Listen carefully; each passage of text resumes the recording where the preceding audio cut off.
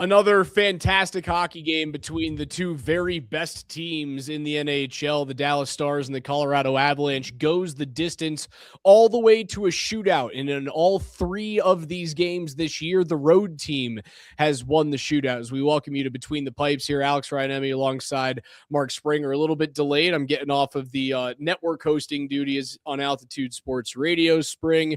But I was apoplectic after the Pittsburgh loss, desperately needing a response from this team. We got a response, man. They played a damn near perfect game. Jake Oettinger was great. The power play scored on its first opportunity, was unbelievably dangerous on its second. They defended tight. They did not shy away in the physical aspect of the game. In fact, they out-hit Dallas in this game. It was a great game, man, and these are, without a doubt, the two best teams in the National Hockey League, and it shows. They are separated by a grand total of 0 goals. 0 goals, and that's adding in every single one of the shootout goals that's been scored this year. Yeah, I think, we learned tonight that they were overlooking the Penguins. They didn't give a Feels like it. They give a fuck about that game. Maybe it's, the iron sharpens iron or whatever, because just knowing it's Dallas and because you could tell from the jump, you could tell the Dallas didn't have a shot on goal for the first 10 minutes. 15. It felt like the Monday game didn't even happen. Felt like it was just all about this game, and they played the way that we know they can play and the way that they should play. And it came down to a shootout. It came down to a skills competition. So that's what all three of these have come down to, which is crazy. That we're 3 for 3, and it's going to be the second round matchup. Yep, it's going to. These are travesty. Two best teams in the league. Minnesota's really good. I have them 3 just over Carolina. But no. This is a 2-team race, and the only way one of these two teams doesn't win the cup is if they just, they go 7. And how many overtimes are we going to see in that series? Unless these two teams kill each other, that's the only way one of these two teams isn't winning the cup. Dude, it's just a fantastic matchup between two teams that are both unbelievably deserving of winning a Stanley Cup championship this year. They are so well matched. They're all so deep. Dallas's D-core it's put up a little bit differently, right? They are bigger and longer, but Colorado also has that big long pair with Manson and Burns, and I thought they played much better this evening. Scott Wedgwood, I think, what people are asking me on the comments, what did you learn about the Avs tonight? Scott Wedgwood's your starter in the postseason. He showed up big time against Dallas, and it feels as though they can't really say that they have a huge advantage in net with Jake Oettinger, who again was fantastic this evening. He was the reason why Colorado didn't win in regulation tonight, but it's not a chasm when Scott Wedgwood plays like he did this evening, man. It's just, it's such a shame that these two teams are forced to play in the second round. It should be the Western Conference Final. I think it's a slap in the face of hockey fans everywhere that this is not the Western Conference Final. They're just two fucking great teams, man. It's a great hockey game, and fuck the result, man. I don't give a damn about the result. It's a shootout. You play 5-on-5 overtime hockey. They lost. This person says they lost all caps. Okay, yeah. Let me know when there's a shootout in the playoffs. Yeah. That shit does not matter. I agree. When's the last time there was a shootout in the postseason? If there was, I'd sit here and I'd be like, well, here's the move I didn't like, and here's you try these moves. Go with these shooters. I don't give a fuck. Yeah. I don't care. That is irrelevant. So Dallas gets the extra point, but because of something that is completely unnatural to what a legitimate, elimination hockey game is, they get an extra point. Okay. They got that because they won the skills competition. Good on them, I suppose. I mean, could have won it in regulation, could have won it in overtime, didn't. They were the better team. I think you just put that on Jake Ottinger. I really do. He got that extra point tonight. Yeah, and listen, you're still a game up with a game in hand. And that game in hand is 2 days from now when you play the dog butt Chicago Blackhawks. So I'm going to say that the Avs found something, and you are expected to get a few players back over the course of this road trip. I'm basically guaranteeing a win on Friday night. And then you look at it and you go, all right, with 13 games after that game was played, right? Because that'll be game 68 on the 82 game season, you'll be up 2 games with 13 games remaining, and one of which comes against Dallas, right? Dallas has the harder road than you do on the way out. It's going to be razor thin, but it should be razor thin between these two teams. I know it feels like the Avs should have ran away with the division, but you know who else is a really fucking good hockey team? The team that you just played tonight. You know who else is worthy of winning a Stanley Cup championship more than every other team in the league? Maybe even including you, Colorado, the Dallas Stars. So it should be razor thin. It should not have been a season where they ran away with it. And if you look at it, when Colorado was running away with the division and running away with the President's Trophy, it was when they went on a 17-game point streak, right? That's when they started doing it. Dallas ripped off a 15-game point streak. 15-game point streak. And they went 14-0-1 in those 15 games. So it basically washes out, just like every single game this year with Dallas has completely washed out. It's just the way it is. There are two upper elite teams in this league. Just the Avs are one of the two. That's pretty awesome. Wish it was just one. Would be so easy. Would be so awesome. Wouldn't it? Unfortunately, that's life. You got a foe. And it makes it more fun. It's great for the league. It would be better if it was a conference final, but they'll get their series nonetheless. I do believe they will get their series nonetheless, and it will be it's probably going to be the most interesting series of the entire playoffs. Okay. Yeah, Dallas, it was a few minutes before that Jason Robertson goal. And then the few minutes after that, where Dallas kicked it into a gear that was like, oh shit. When they start flying through the neutral zone from an Avs opponent this year. And I was a little nervous because, you'd scored a power play goal, fortunately, on the power, but it was just a power play goal. You hadn't scored 5-on-5. Dallas had come back. They have all the momentum. They look like they're racing. And then the Avs matched that level. And then they carried it the rest of the way and outplayed Dallas the rest of the way. So really that response to me, because, the way they looked on Monday, some of the sleepy play mid-January on, good play mixed in there. And especially without Gabe Landeskog, we talked about it, some Avs nights, that's 2-1, that's 3-1, that's, oh shit. We held them to no shots on goal for the first 15 minutes. We were dominating, and then they score. They start playing great. They take over. That did not happen. Avs reasserted themselves, then outplayed them the rest of the way. So that moment, taking the momentum back from Dallas on your home ice and being, Nathan McKinnon said it in the gold medal game. You can tell. I talk about it all the time. Like if I'm like a boxing judge, my scorecard on a game, because sometimes a hockey game can be decided by a weird bounce or a red hot goaltender or a shootout. Nate was right about the gold medal game. Canada won on Judge's scorecard.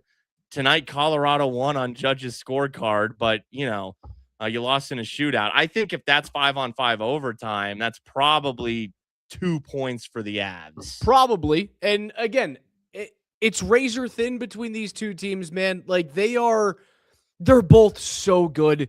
And if Dallas didn't wear that horrible puke victory green, man, it's probably a team I would love. It's probably a team I would look at and go, that's really fun to watch because they play the right way. They fucking do, man. They do play the right way. They've got a good goaltender. I respect it. I'll say that. They're big, tough mofos. And and it's not like they're big and tough and they're slow. Like Dallas's transition game, when they're able to get the puck into the middle of the ice and break out with their centermen rather than their wingers, they buzz, dude. They absolutely buzz. I can't wait to see this playoff series. It is two unbelievably even matched teams. I think Colorado's going to eventually get it done in the postseason. Yeah, Dallas did this without Rupe Hintz, and they did it without Mikko Rantanen. You played like this tonight, and you were the better team and the more deserving team to win. I know you didn't, but you were the more deserving team to win. You did it without 4 players, and 3 of whom are in your top to middle 6. Gabe Landeskog, Ross Colton, Arturi Lehkonen, and Logan O'Connor. So it's kind of a wash for both teams, man. I think it's pretty even. Yeah. And all those players, except for maybe Hintz, will be back for the early April game, which should be another great one. I mean, just circle these on your calendar for, early April playoffs and then seasons to come, really. And Wyatt Johnston for Dallas. That's the reason his step that he's taken. Like, what a great player. Look, I don't think it's a coincidence he scored the shootout game winner tonight.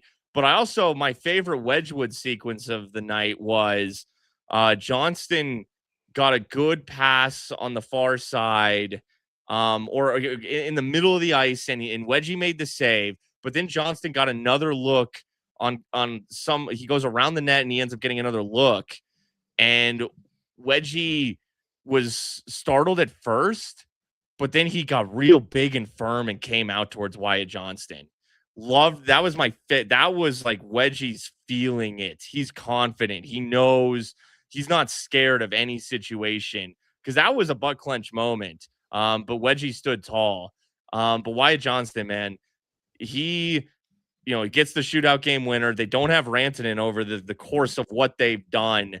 Like it's a solid roster top to bottom. And I think that's the player to me. His elevation is why they're neck and neck with Colorado. For sure. Obviously the help of Jake Ottinger being a Vezina Trophy finalist, or expect him to be a Vezina Trophy finalist this year, certainly helps them, man. It's as even of a matchup as there is in the National Hockey League right now. I don't think there are 2 more evenly matched teams. Like maybe when Florida is at full health and they go up against Tampa Bay, that's pretty close. If you went into this game, man, with a bunch of questions, I think they were all answered. Like you go into this game and you say you put Dallas on the power play twice and you get 2 power plays. What do you think the result is? Do you think it is Colorado net +1 on special teams? No, you don't.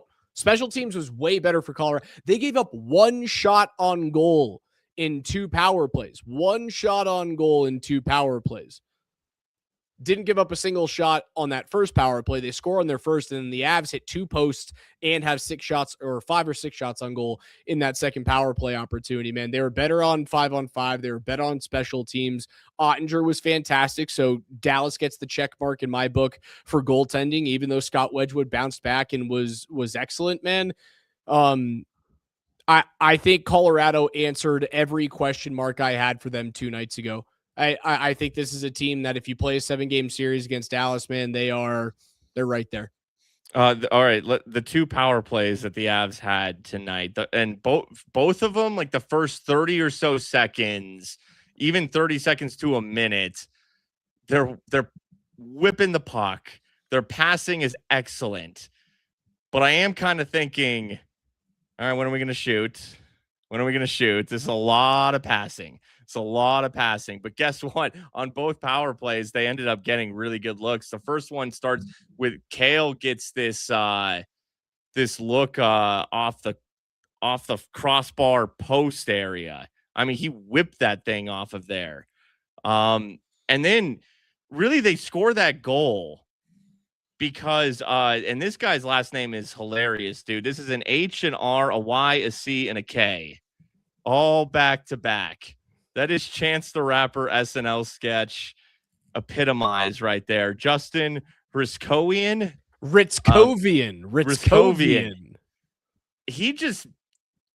He should not have jumped Cale there. That was way too over aggressive. Cale is going to easily walk around him. It's a good little play between him and Kadri, but I didn't like that gamble by Mr. Consonants.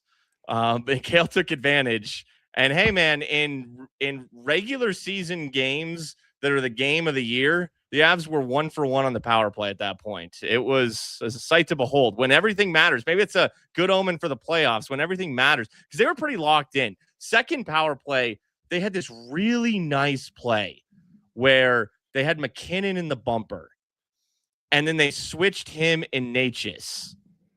And then it was either Nelson or Kadri. A left-handed shot on the right side, fed Natchez into the bumper. He had a good little 5-hole sneak attack on Ottinger. He made the save, but I loved that play. And that all starts with Natchez high on the left side. And they're moving McKinnon around now. It looks like they're comfortable with it. It looks like they're starting to get comfortable with this setup they've discovered the past couple weeks. It has looked like they've found something. Now, there's some games where it goes over and they don't score on it, but when it matters, man, they showed up this evening. And I know they rip a post and they couldn't quite get it done on that second power play opportunity. But again, for them to like shut down Dallas's power play, which is a dominant power play. When they took that second penalty, I was like, oh crap, this is how they lose. This is how Colorado loses this game. They take a second power play. Almost it felt like it was back to back. I know it wasn't, but it felt like it was back to back. This is how they lose. But they were dominant on the PK, and they're doing it without 3 of their best penalty killers. And again, I know Dallas is without 2 guys who are on their top power play unit. You can make the argument for 3 on Tyler Seguin, but I don't think Seguin would be on that unit if everyone was healthy right now. I don't know if Seguin would be on it. I'm at a loss for words, brother. The too many men concerned me. You know, that was a mental lapse. The too many men on the ice. Is that 3 games in a row now? It might have been. I know it's back to back, but it's either 3 games in a row or it's 3 in 4. I mean, it'll cost you a series. It can't fucking happen. That can't happen. It'll cost you a series. Mental errors. That was a egregious one. So, you know, you can look at, who knows if they're not on the kill for those 2 minutes. Good job of them killing it off.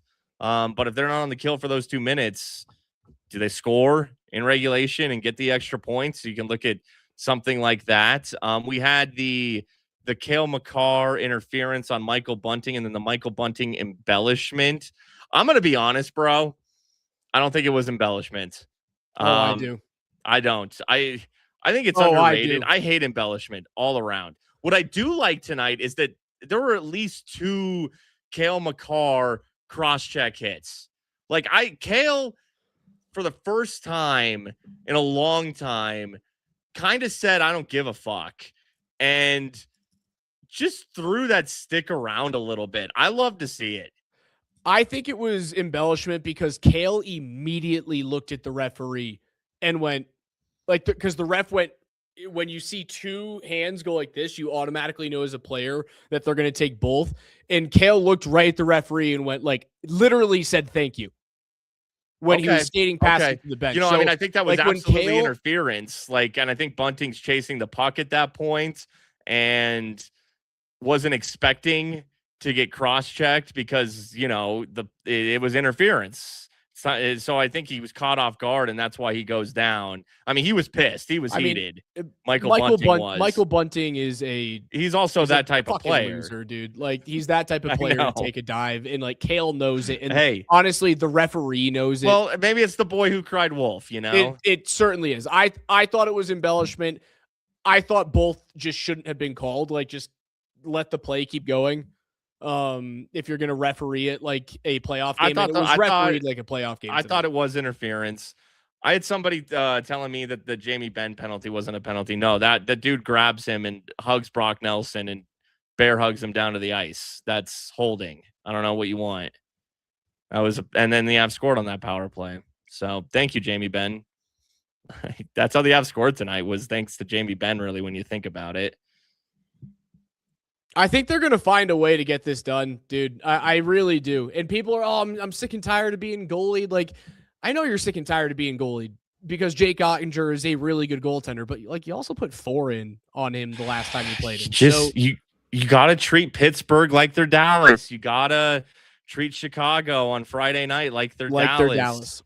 And because, the schedule, they're not going to, if they play like they did tonight and like they have the vast majority of the season. They have what, 98, 99 points, 98 points, 98. Like, dude, 731 points. So they're obviously really good. Chicago, Washington, Pittsburgh, Winnipeg, Calgary, Vancouver before Dallas. I mean, you should only be dropping like maybe 2 points in that span. You're just way better than those teams. Yep. And that's going to help you. And, you're hoping that, Mikko's not back for a few more games for them, and neither is Hintz. Dallas can drop a couple, maybe. They're due for it. Yeah, that's still very much so in the Avs' destiny. 1, 2, I might see 3 more losses in the next 14 games. After Dallas, you go St. Louis, Calgary. I might see 3 losses in 14 games. And if you go 11-3, right, there's 14 games remaining. Yes. If you go 11-3 in your final games, you're walking away with the 1 seed, the President's Trophy, and Dallas has to go and play Minnesota in a 7-game series in round 1. That's what it's. I mean, as long it's all right in front of the Avs, even with Dallas getting the 2 points tonight. The Avs got 1. The schedule, the only 2 tough teams besides Dallas are 1 against Vegas at home and 1 at Edmonton, and both those teams have underachieved this year. And how difficult is Edmonton when you play them? Leon Draisaitl isn't playing for the remainder of the postseason or the regular season. There's that too. How dangerous is Edmonton without Leon Draisaitl? They beat him 9-1, and they should have beaten him if they didn't eject McKinnon. So there's really only one game that you look at the rest of the way, and that's at Dallas Saturday, April 4th. And the rest, however many that is, that could be whatever 1-0. Dallas has 1-0. Dallas has a Saturday game this weekend at Minnesota. Then they play back-to-back at home against Vegas. It's the second night of a back-to-back against Vegas? Yep. They'll play at home against New Jersey. That's a win. They'll play on the road 2 days later against the Islanders. Tough game. That's tough. At Pittsburgh, Sidney Crosby's back. We have seen that Pittsburgh can be very tough for very good teams, so tougher game. They just fought their nuts off in Carolina tonight. Yeah, there were 7 goals scored in the third period of that game. Philly, I think, should be easier, but they're scrappy. Boston is a win. Winnipeg's That's already tougher than what the Avs have. Calgary's a win, and then sandwiched in between is the game at home against Colorado, the game at home against Minnesota, and then they finish off with a home game against the Rangers, win, at Toronto, win, and then they finish off the regular season spring at the hottest team in the National Hockey League, and that's the Buffalo Sabres. They've got a much tougher run. Yeah. And so it pretty much, if you beat Dallas in Dallas Saturday, April 4th, that is it. You're honestly in a position where you don't even have to. But if you do, that's it. So there you go. It was always going to come down to April 4th. Tonight was fun, and they needed that. They needed at least a point. It really comes down to game 4. And it's going to come down to game 7 in the playoffs. You know what's going to come down to for Dallas is the way you beat Connor Hellebuyck. That's the way you beat the Stars.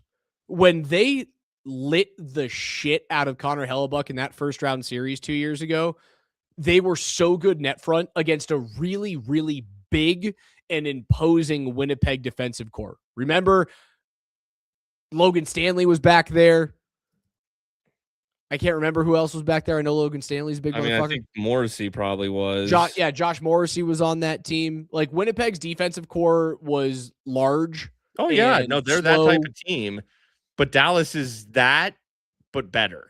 In front. Right. In front. So I think Hellebuyck, in a vacuum is, better than Ottinger. They're both great. They're both right there. They're both elite. But, so like maybe Hellebuck's just like a centimeter above, whatever. Yeah. Dallas is what Ottinger has in front of him is a little better. Yeah.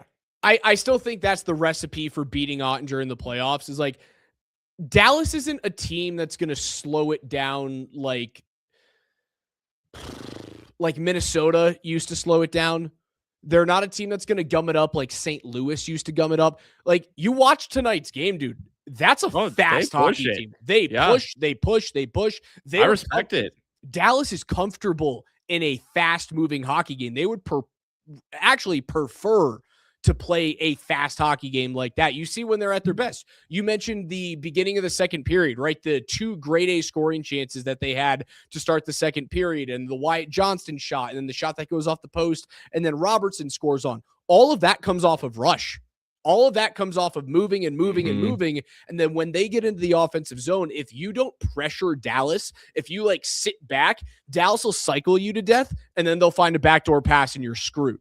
They like to play with pace. They're not a big team that gums it up and slows it down and says, like, we're going to win a 2-1 hockey game. They like to move, man. And I think if they're going to do that, which plays into Dallas's strengths, the only way that you have a hope of beating them in a game like this tonight, where you are dominant 5-on-5, your net front presence has to be even better. I thought it was good tonight. I didn't think it was great. I thought it was good. Yeah, and that's because they're two of their 3 best net front players are out. Landeskog and Lehkonen, the other being Nichushkin. Yeah, good point.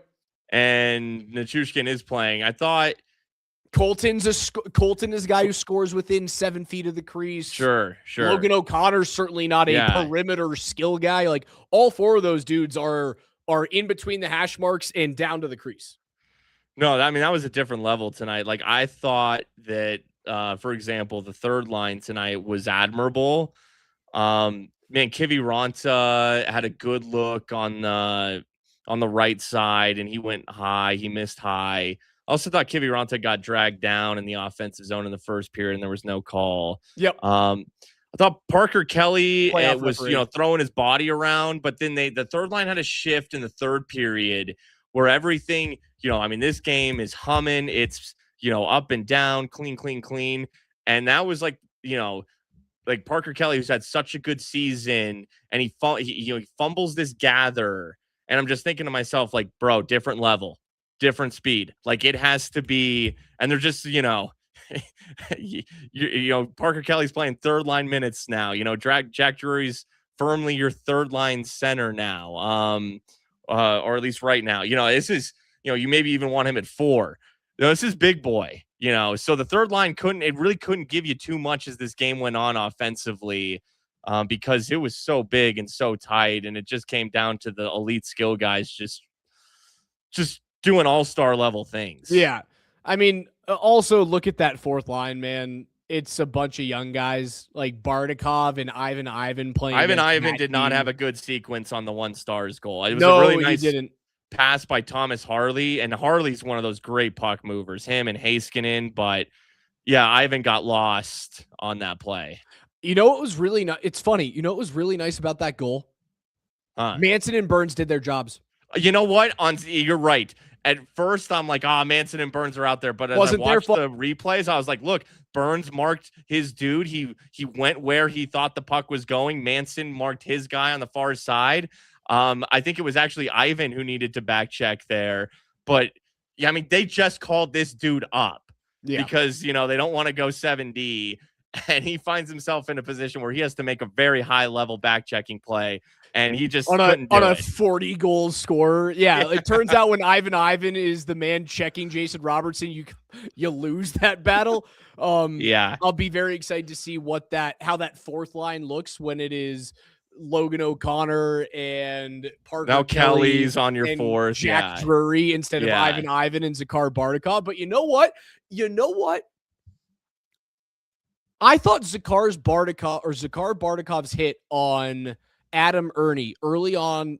Was it early in the first period? No, I think it was a little bit later in the first period, where Tyler Myers had just hit Parker Kelly like really, really hard. Mm-hmm. And Dallas started to feel themselves. They started to run around a little bit, hitting everything that moved. And Ernie stepped up and tried to lay out Bardakov on the Dallas offensive blue line. And Bardakov stood him up and threw him down to the point where Adam Ernie had to have a ice pack on his cheek for the next 5 minutes on the bench.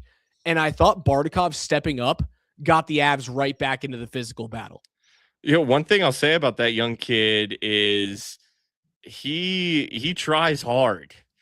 He's a smelling salt guy. Yes, That is because he had he found himself in one of his limited shifts at the point for a one-time slap shot, and he shattered the fuck out of his stick because he was just way too juiced up. just hopped up on G Fuel.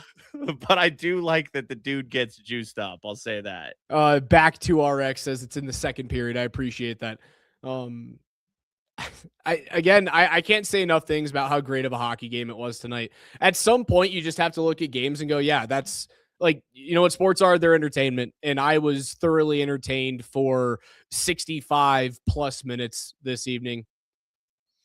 Yeah. I guess the last thing I have to say is because Gary Bettman, what's he saying today? Like he's digging his feet in the Oh, they're sand. not moving it. If Gary Bettman is the commissioner, they will not be changing the playoff format. They are in love with the fact that you have created. Honestly, this is the best rivalry in the NHL today. Colorado and Dallas. It is. Yeah. But they're going to play each other 4 times in the regular season. Is this really necessary? It's necessary because when they play each other 4 times in the regular season, it forces people to go to the games. The reason why they do this, the reason why they play. No. I'm talking about the 2-3, because the division rivalries they want to create with the 2-3 matchup. Yes.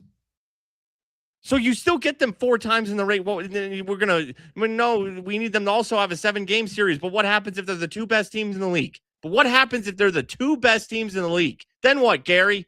Then what? His thought process is that you force these matchups. Like there's no chance that you miss the Dallas Colorado matchup, or there's likely not a chance that you miss the Dallas Colorado matchup this way. Yeah. Right. There's a greater chance that if you take longer to get the 2 teams matched up, that's just how percentages work.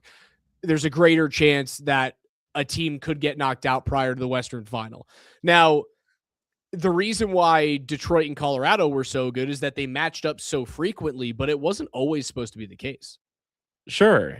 And, I understand, forcing it or just, manipulating it a little bit, massaging it a little bit. But don't get me wrong, I hate it. The best things do happen organically. And I don't think when he envisioned this, he probably thought like, oh, the 2-3 seeds in the division are probably usually going to be like just a couple plucky little teams, and we can like maybe juice something out of those 2 markets. And it's like LA and Anaheim, like Edmonton, but it's not really like, who cares? He didn't think like, oh, the 2 best teams in the league could end up in the same division. I honestly don't think he thought about that. 3 of the top 4, and by the time everything's done, like there's a decent chance that all 3 of the top teams, in the NHL are all in the Central Division. It's like irony. It's a sick irony. Gary they were like, "Are you sure you want to do this, Gary? This could possibly happen." And he was like, "That'll never happen. It'll never happen." And it's happening. How and funny would it be though, man, if like Colorado gets the 1 seed, like Dallas somehow loses to Minnesota. I thought it could happen. It could happen. It's 100% a possibility. Minnesota's watching really good tonight, and I do think Minnesota is the 3rd best team in the league. That's where I think there's like this gap. It's like 1 and 2, and then there's like 3, 4, 5, which you would say is what? Minnesota, Tampa, Carolina, something like that. Yeah. Buffalo, Buffalo maybe the head of the next tier right now. I don't know. I think the next tier would be Buffalo, Vegas, Edmonton. Is there another team in the East? Yeah, that's the thing about the East. That's the thing about the East is it's so like even Pittsburgh's the 2 seed, but you're not like shaking in your boots about it. Avs faithful. You guys are called Avs faithful. You're all fucking Chicken Little out there. Like I'm just reading the comments the entire night. Chicken Little. Well, like we primarily get those types of comments because I assure you, there's a lot of people watching this show who understand what we saw tonight, what everybody saw tonight. I hope so. It's we appreciate the passion. I'll say that. I appreciate the passion because when you're very passionate, then your nerves say I need to type, you know? So, but I You're appreciate taking the the passion. bright side of this, and me just saying, me just telling everyone to shut up. They looked excellent tonight. It came down to a shootout, which is, I mean, if a baseball game came down to a home run derby, I mean, that's like in a soft pitch one where the fucking bullpen coach is just humming them to you. Like, dude, that's not how you decide the World Series. Come on.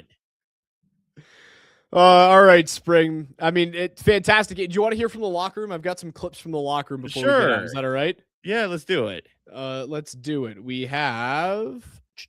I'll play our shortest one first. Here's Cale Makar. Finding a couple areas where we got a couple opportunities around the net. And then same for our team. I felt like our defensive habits tonight were great. That's a great template moving forward for us for sure. Feels like you guys played a pretty solid game compared to the recent stretch you've had as far as struggles. Are there positives you can take away from the way you guys played tonight? Yeah, 100%. I thought obviously we knew it was at stake in this game. Big points for the division. And, for guys to be able to come out and show up, it just shows we got a lot of gamers on this team and a lot of guys with character. So up and down the lineup, I thought everybody played a great role tonight. And yeah. Cale Makar's post-game comments. I don't know if I've ever seen his face and his helmet imprints as pronounced. Like that was a war. That was a war tonight. Peyton Manning. Like, that dude looked like he just went through something. Here's a longer cut from Cale. Miles, I mean to you, and how does it speak to how your game's been developing over the last few years with this club? Yeah, I mean, for me, very fortunate to be in a spot like this with so many amazing players around me at this, especially on this team, and the confidence that the guys give around day in, day out is great. So you just try and feed off that. And for me, the individual stuff comes in with all the team success. So it's a credit to everybody in this room. It's definitely not just me. This is now a 2-point race. How disappointing is it to not be able to get this done in regulation tonight? I mean, at the end of the day, yeah, you want to win, but it's not a do or die game right now.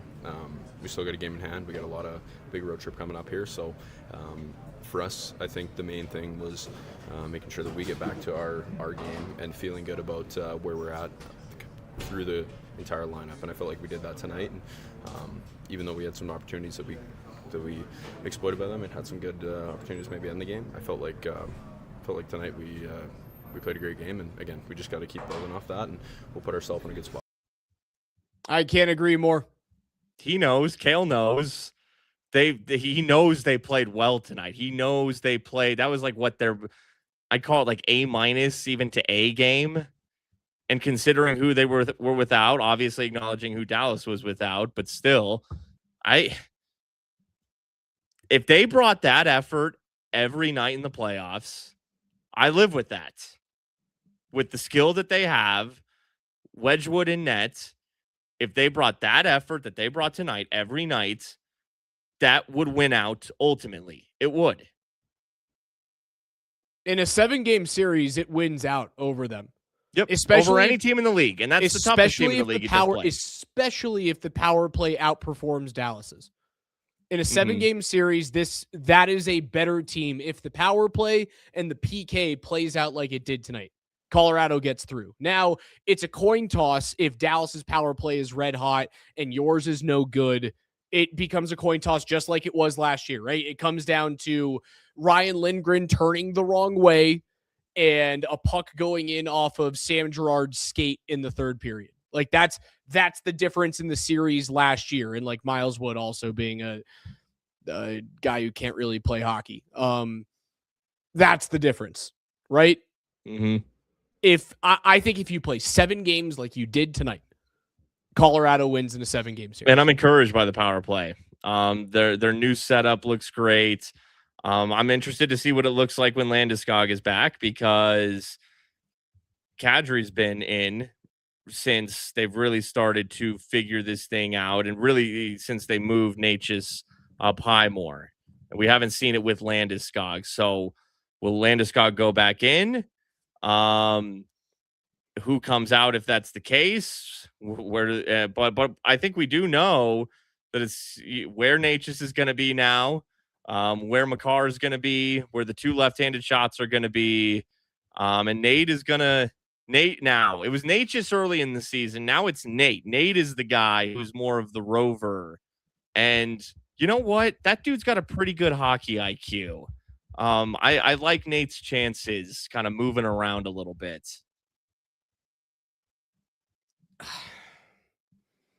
Does it change? I'm does it excited change about when this Landy gets power back? play. Does it change when Landy gets back? Here's the interesting thing, okay? Because Landy's their best net front guy. And that's like where I want him. Nas is their best right wing guy. Does that take Nelson off? Yeah, it probably takes Nelson off. It takes Nelson off. And McKinnon is still taking faceoffs on that power play. I mean, I remember one tonight where Matt got booted from the dot and Nelson took it. So, you know, I know Brock's good on faceoffs, but Nate's gotten so much better. Nate had a fantastic game on the draw this evening. Yeah. He was like 65% going into overtime. I can't Those remember the great last time numbers. he had a 65% game. Yeah. No, And it was that at might be like a volume. career high. It was really good. Yeah. I don't know. So Like maybe it's my my energy and my visceral reaction to games isn't so up and down night in and night out because like we're so close to what's happening, and it's kind of the I don't know. My brother's a designer, does like graphic design and marketing and stuff like that. And I've always thought he would be really good to go work at like a place like Disney Spring. And I always asked him because he loves Disney and loves like everything that they've done in terms of how to build, you know, arguably the biggest brand in the world. And I go, why would you ever like not want to go work for them? He goes, I don't want to ruin the magic. And I went, oh, that actually is a really interesting and mature way of going about that. Maybe my reaction to being like, I love watching Dallas Stars and Colorado Avalanche hockey games, even though the result wasn't what Avs fans wanted tonight. Maybe it's the magic being sapped out of me, but it was like, it's entertainment when it all comes down to it. And I was entertained tonight. Yeah, I've been entertained every game. Extremely entertaining game. But the reason that, like, when you listen, and I'm glad we played those Kale cuts. Kale's reaction is as it should be. First of all, like those players understand that shootout loss means nothing. Oh yeah. Like you almost stop caring after regulation because 3-on-3 overtime is fake too. Yeah, this was a playoff preview. This, for all intents and purposes, was a playoff game, which means that tonight. They should have just fucking played 5-on-5 endlessly tonight. They really should have. NHL just should have made an exception tonight. So the players know. The players are not going to hang their head and say, we lost. Why? Because you couldn't dangle. Did you see Evgeny Kuznetsov's latest in the KHL? Yep. I mean, come on. It's funny. It's effective. There is a degree of skill to it, actually, but it's not real. You think in game action you're ever going to see a player start at the red line, at the center line, and just grandpa that thing all the way down? Ain't gonna happen. Spring, before we get out of here, let's hear from Nathan McKinnon.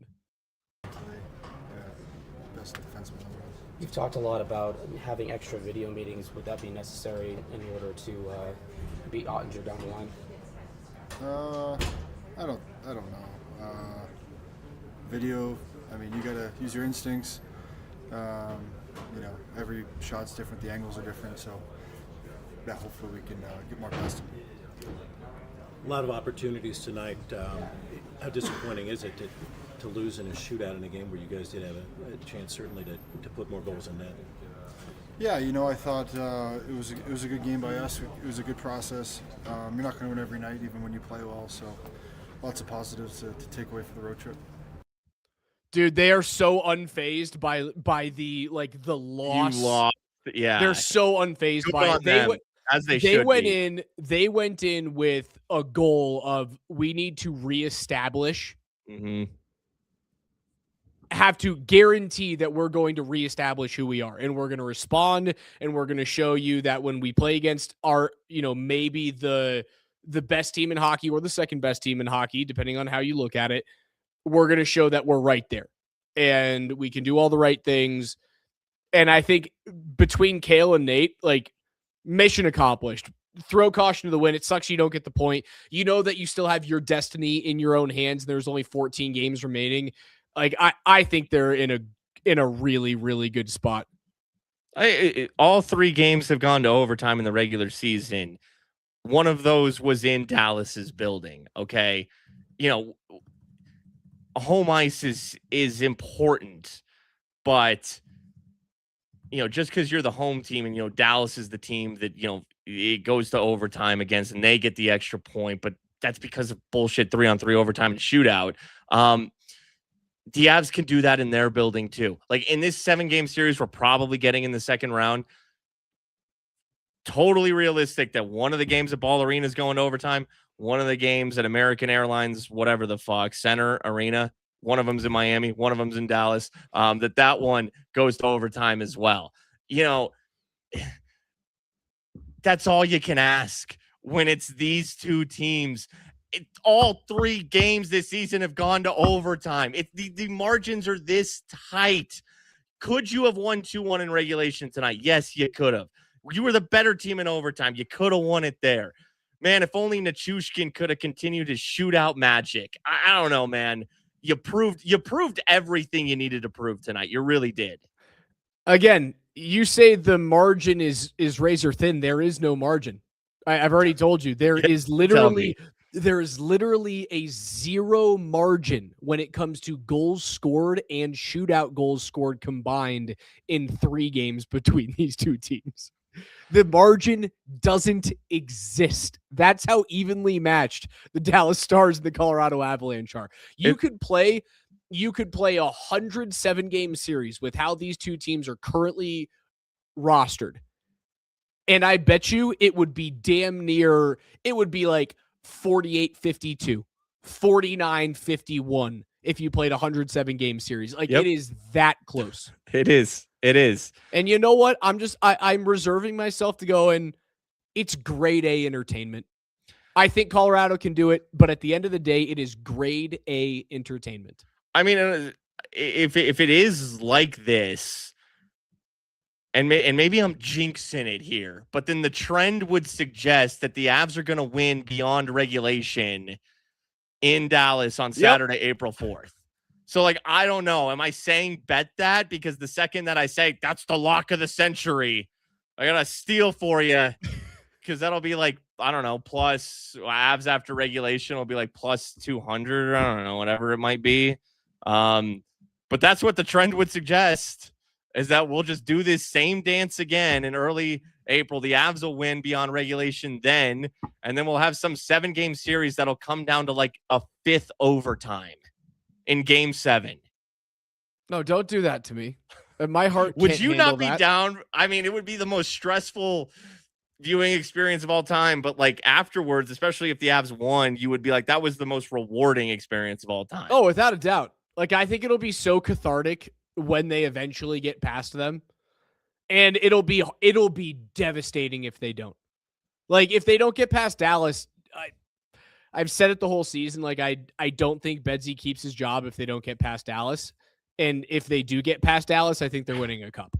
And then, like, Bednar has a job here for the next 10 years if he wants it, and nobody's leaving.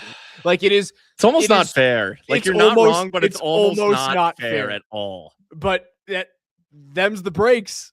Right? It's insane, man. It's insane. Yeah, it only sucks, if you want, the Avs are the best team. It should be so easy, but there's another. It's the way she goes.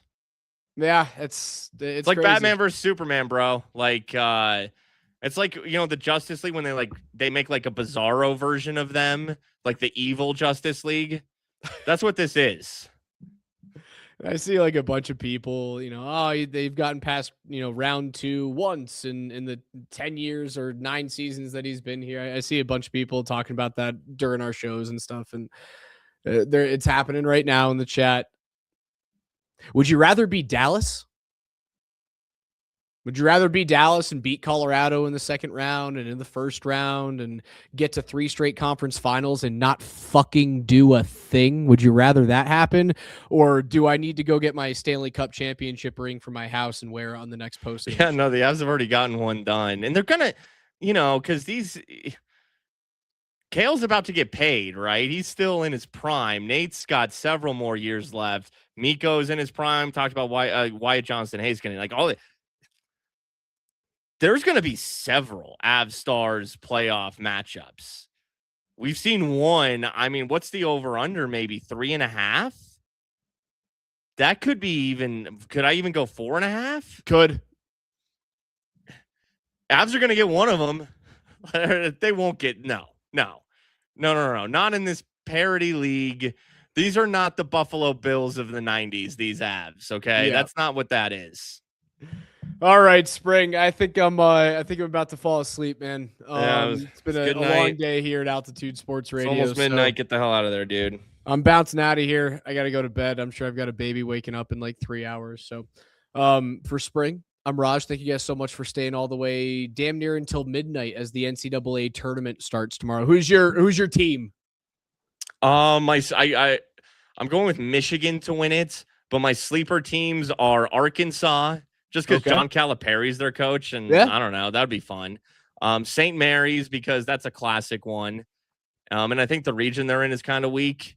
Those are my 2 sleepers. All right, I don't hate it, man. I think if I'm choosing a 1 seed to win it, I think it's Arizona or Florida. I love the idea of if the Badgers can get past High Point, I think the Badgers can make a run, but I don't know. I think that might be the 12-5 upset this year is High Point over Wisconsin. High Texas Tech. Texas Tech is my sneaky like 5 seed to make a run. Okay. The Red Raiders. All right, guys, we're out of here. Avs lose, but we will see you on Friday night after the Avs take on the Chicago Blackhawks. And you know what? I'll say it. After they extended their division lead to 4 points Friday night. Good night.